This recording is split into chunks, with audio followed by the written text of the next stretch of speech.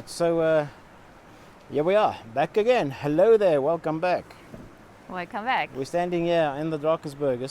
We spent one night here so far, and it was a long drive, but we deliberately took completely off the beaten track. We drove right around from Kokstad, right around through the Drankensberg. Really, some crazy roads, really some scary roads at times.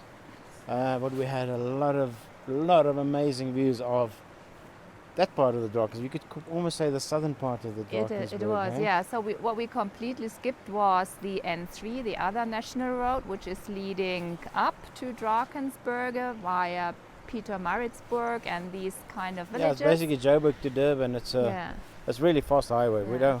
Who wants to drive a highway when you can experience this? Wow! And that was great if you see that on the map, and we'll show you. And of course, the blog post will give you all the details, because it's like a really elongated stretch, the Drankensberg, and it's going along the border to Lesotho. And this is where we started. So the pass which goes over to Lesotho, and then we just all along the mountain ranges, and as Pietro said, from the southern part up to the northern area nearly. So we had to skip a little piece off, but we saw more or less everything on this gravel on forest road, whatever it was, and it took us a while. The weather was a bit scary at times. Yeah, but it was opening up then. Yeah, but even this area we're in right now is the Cathedral Peak. Wow, we saw it yesterday. It was incredible.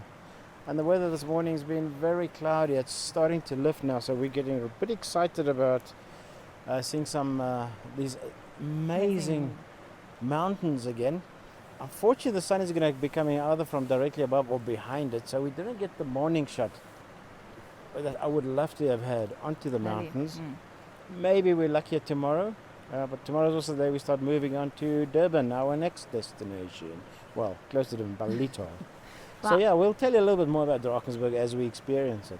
Yeah, so we are actually waiting for the last clouds to disappear, and then we are starting our hike. And we'll show you what we find there. Well, we're not going to wait them completely to disappear, because that looks very nice already.